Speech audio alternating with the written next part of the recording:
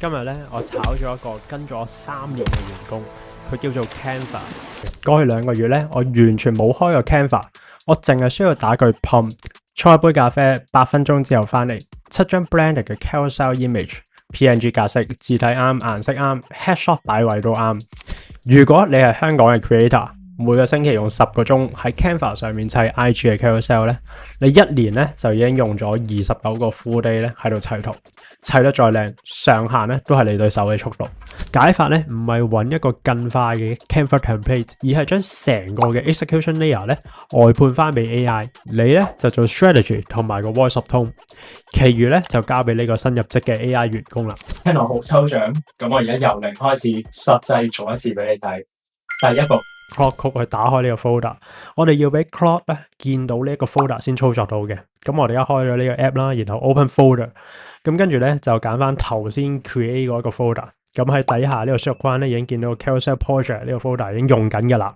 咁我哋只要喺下邊個 input 個 field 嗰度咧，我哋再同 Claude 去講嘢咧，就已經可以開始呢個工作。OK， 咁我哋而家咧就開始啦，俾翻個完整指令佢。我哋打 /carousel， 跟住 ZH、ChatGPT、Claude、Gemini 2026，用邊個先啱？完整比較 ，attach 埋個 email。嗱，你會見到佢話已經讀咗我嘅一啲 branding 嘅 file 啦，然後亦都 check 咗我呢個 project folder 嘅 structure。而家就開始去計劃嗰啲 slides， 同埋會幫我揾 image 嘅。好，跟住佢用一個叫 tool search 嘅東西。其實呢個東西咧就係代表佢能夠用手去做嘢，而唔係淨係喺 chat 度幫回答問題。所以我哋而家亦都見到佢開始喺度揾唔同網站上面一啲資料嚟做呢個 research 啦。記住我哋其實完全冇嗌過佢係去邊一度揾資料嘅，呢一切都係佢自發自己去進行。呢個 research 好重要嘅，如果冇 research 咧，咁就變咗其實我一定要揾晒資料先至俾佢。好，佢而家開始咧，似乎揾緊一啲 image 嘅圖檔啦，因為喺呢一個題目入邊，佢一定起碼要揾呢3個 LLM 工具嘅 logo 啦，係啦，所以你見到佢而家揾緊 ChatGPT logo.png。好，佢而家話已經揾晒料啦，咁佢而家就開始去 create 個 workspace， 同埋會幫我哋 download 呢啲 logo 落嚟，係啦，download 呢個動作又係平時喺 chat interface 咧，我哋要自己人手做嘅，而家佢幫我哋做晒啦。好，啱啱你見到佢 pop 咗一啲需要我哋 human 去撳 allow 嘅東西啦，呢啲 in general 嚟講，大部分我哋撳 allow 就 OK 噶啦，除非你見到一啲係同 security 好有關嘅，即係佢要 delete 你啲 file 啊，或者攞一啲好高嘅權限等等，係啦。如果唔係佢其實只係問緊我哋可唔可以 download 個 image 啊，用 Pillow 呢個工具，咁我哋咪 allow 佢咯。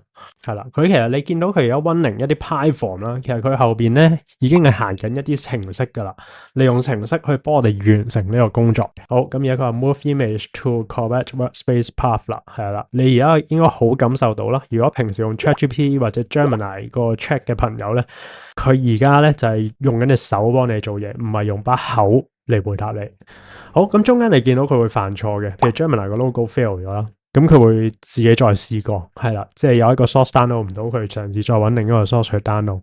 係一切呢啲嘢咧，佢都係自己做。好，啲 logo ready 啦，全部都係 valid 嘅 PNG。咁佢就 update 個 config 啦，佢咧就出晒個7版 slide 嘅 outline 出嚟啦，每一版嘅內容啦、題目啦，或者係配乜嘢嘅 image 嘅圖檔。佢其實呢一步咧就好重要啦，就係有一個 human in the loop 嘅動作。佢 ask for 你哋嘅個 user 嘅 approval。如果我哋唔 approve 佢直接去 gentle 咧，其實 gentle 都好嘥 token， 好嘥錢嘅。而家呢一個動作佢 ask for approval 就非常之好啦，就係我 confirm outline 冇問題。好，咁你 AI 咧就繼續去產出啲圖。咁而家佢就開始利用 render.py 呢個 Python 嘅程序去做個 rendering 啦，去做嗰啲 image 嘅 rendering。好，7個 slide 都已經成功 render， 咁而家就俾我睇啦。佢準備 OK 呢度咧，見到呢7個 slide 嘅 summary 啦，張圖咧亦都出晒嚟。嗱，你見到咧個 quality 係唔錯嘅，擺位完全係正確晒，而顏色啊、品牌等嘅 consistency 咧，其實亦都有晒嘅。成件事咧，如果我哋睇佢嗰個 procedure 咧，好似好複雜咁，佢又要做 Python， 又要做 rendering 等等。但係其實對 user 嚟講咧，我哋淨係寫咗一個 command 嘅啫，一個 /carousel。由寫完 command 到完成咧，用咗42秒左右啦，全自動嘅。我哋用 Canva 咧，要搞60至90分鐘嘅嘢咧，而家 Claude 咧8分鐘搞掂晒。呢個咧就係點解佢頂咗 Canva 個位啦。你想 skip 打字，我呢個 Ripple 嘅 starter template 咧有晒 Claude.md 嘅 file 啦。brand.md 嘅 file 啦 ，carousel.md 啦 ，command 啦，仲有 vendor platform 嗰個全套嘅東西咧喺晒條 link 度噶啦，個 link 喺 description 咧免費 link 嘅。我試過咧同一條 prompt 咧俾 Clothy.ai 同埋 Clothy Code 做啦 ，Clothy.ai 咧出咗7段文字，叫我自己 copy and paste 落翻 Canva，Clothy Code 咧就出咗 PNG 檔，直接放埋入我個 folder 入邊。因為咧 Clothy Code 咧多3樣嘢嘅，記憶、眼同埋手。分別一咧就係佢有手睇得到，亦都改得到你電腦嘅 file。check 嘅話咧就要你 copy and paste。Clock 嘅話咧你就講，喂，睇下個 vendor.py 有咩問題，佢自己會開，自己會改噶啦。第二個分別咧就係佢有一個好強嘅記憶嘅，佢一個 project level 嘅 memory。如果你用 chat 咧，每次咧其實都要重新介紹自己嘅。Clock 咧就會喺 project folder 咧讀 Clothy.md 呢個 file 去啟動，佢會自動 load 噶啦。等於咧佢翻工之前咧已經睇咗份 onboarding document 先至做嘢。第三個分別咧就係佢有行動力嘅，佢跑 command 裝軟件 render 啲圖俾你，乜都得係啦。用 chat 咧佢最多就係寫段 code 俾你自己温嘅。Clothy Code 咧佢就會問你，喂，幫你温埋佢啦，好唔好？係你撳埋 yes 咧佢就自己跑噶啦。所以3樣加埋咧就等於，喂，點解我而家打句廣東話嘅 prompt 8分鐘咧就出埋個 PNG 俾我？理論咧就完啦。下一步咁我哋而家就請佢入職。Fullbrick 咧佢而家出咗個 desktop app 噶啦，好易用嘅 Mac Windows 都有一個 app version。所以下面3步咧你每步30秒搞掂嘅。前提係咧，你只要 Cloth account 咧，有一個 Pro 或者以上嘅 account 咧，你就用到噶啦。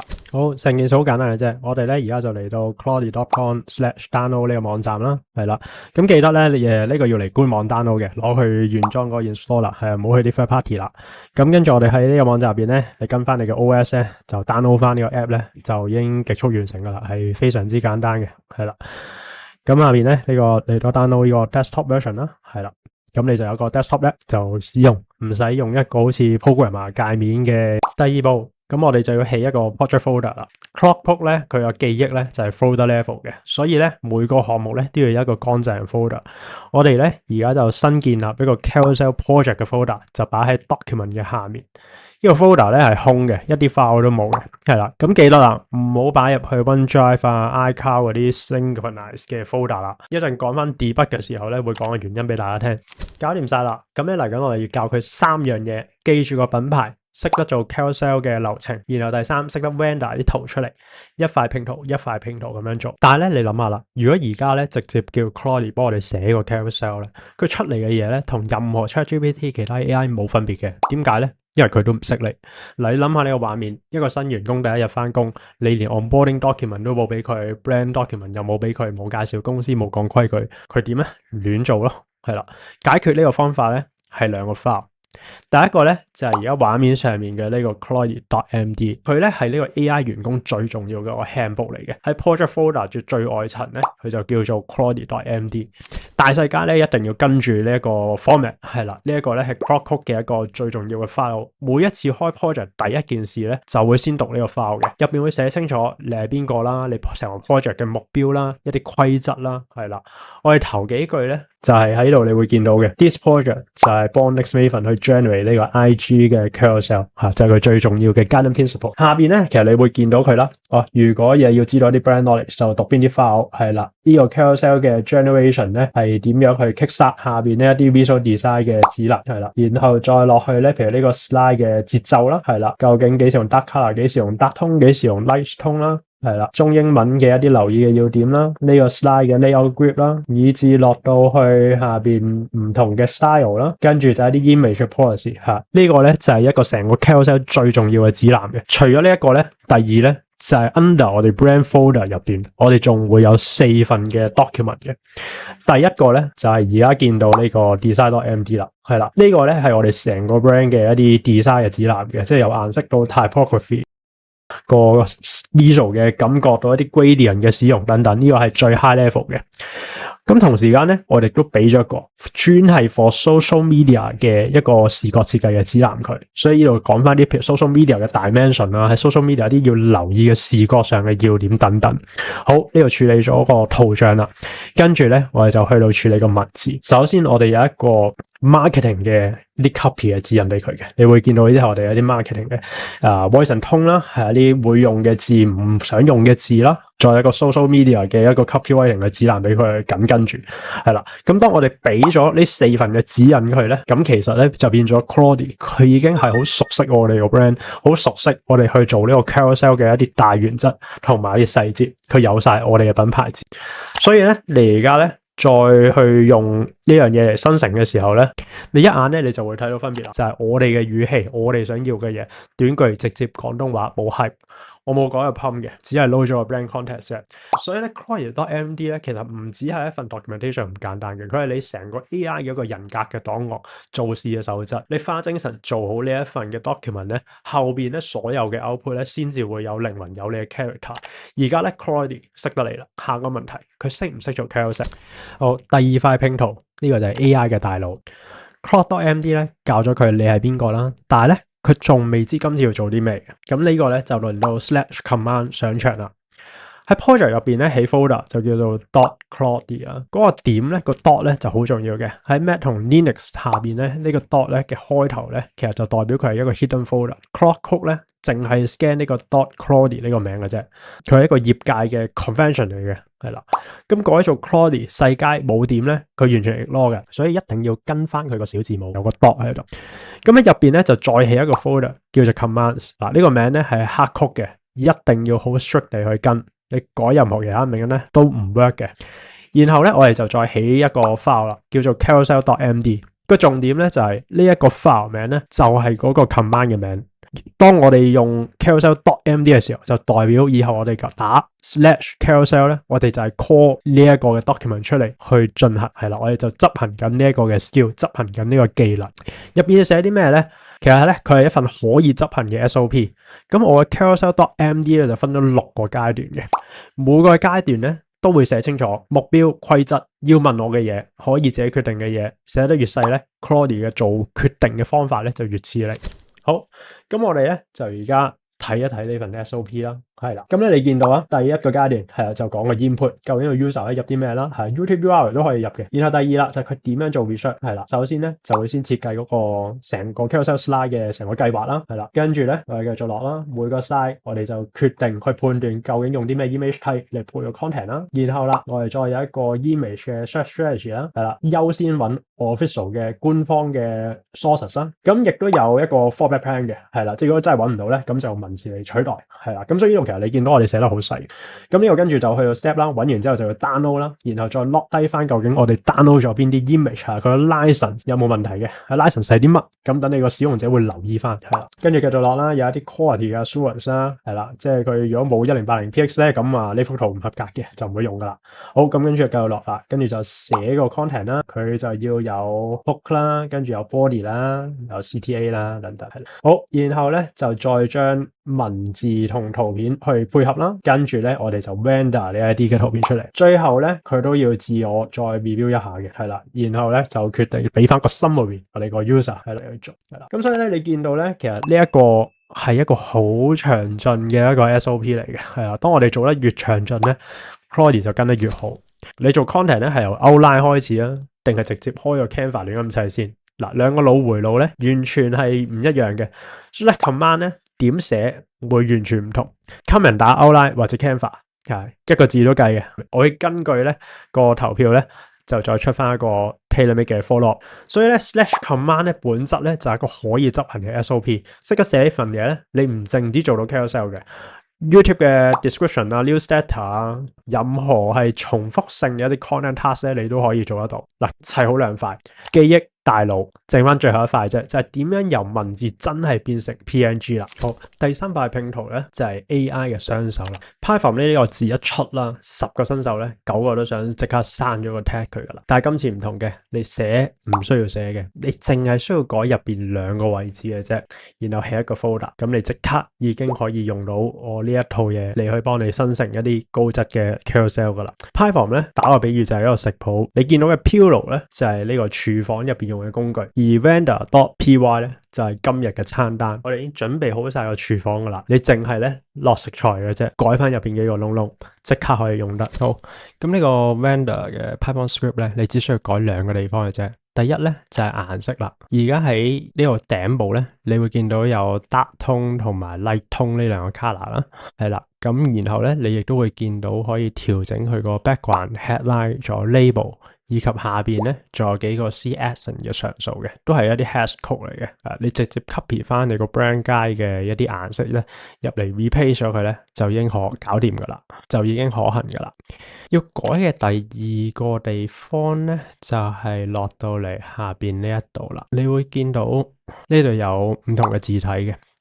咁其實主要咧喺個字體 project 入邊咧，會有一個 asset 嘅 folder，入邊仲有個 fonts 嘅 folder 啦。你會有3套字體嘅。咁英文 headline 咧，你就見到係用緊呢個 Lexis Deca 啦，係啦，又仲有 bold、medium 等等啦。咁記得呢個 file 名你要100% 準確嘅，你大細楷錯都唔得嘅，即刻會變方格。好，第3個要處理位置咧，就係喺 workspace 嘅 folder。render.py 嘅 output 咧就會全部入晒嚟呢一個地方嘅。喺第一次打 /carousel 嘅時候咧 ，Claude 咧就會自己問：喂，幫你 Winged install Python pip install Pillow 好唔好嘅？係啦，你見到呢啲咧，你就打 yes，咁佢自己就會幫你裝噶啦。所以咧，其實講到尾，你並唔係寫緊 code 嘅，你只係配置緊一個已經寫好咗俾你嘅食譜，係啦。寫 code 咧，我同你都未必識，但係咧配置系統咧，其實我同你都做得到。跨過嘅咧，唔係一個技術難度，你係一個心理嘅關口。呢度咧係3個90%新手都會中招嘅伏位嚟嘅。我自己頭3次去跑呢個 /carousel 咧，我都衰咗，就係喺呢3個地方。所以咧呢一段咧，你可能會想 screen cap 低佢嘅。第一個 potential 嘅 bug 就係當我哋去打呢個 /carousel 嘅時候咧，你見唔到呢個 auto complete 嘅。個原因咧就係好多時你加完呢個 carousel.md 咧，你冇完全 quit 呢個 Claude Code，所以解決方法好簡單嘅啫，就係如果你係 Mac 機咧就 Command Q， 如果係 Windows 咧就用 Task Manager Q 咗佢，跟住 verify 之後咧就重新打開，再打 slash 喺個 drop down 咧，你就會見到 /carousel 噶啦。70%嘅新手咧都卡喺呢一度。第二個 potential 嘅 bug 咧就係當你 render 出嚟咧，啲中文咧變晒格仔。個原因咧就係好大機會係你嗰個 fonts file 冇入到呢個 assets/forms 嘅 folder 入邊，或者個大細加錯咗。所以個解決方法好簡單嘅啫，就係喺 Google Forms 嗰度，我哋下載翻呢個 LotoSense Hong Kong。我哋要攞 static folder 嗰個，然後唔好攞 variable fonts， 確保咧佢係 .ttf 或者 .otf 係啦。咁當你再 verify 嘅時候咧，你會發現當你 render 任何一張 slide 咧，嗰個中文字咧都係好清晰嘅，唔會再有任何格仔噶啦。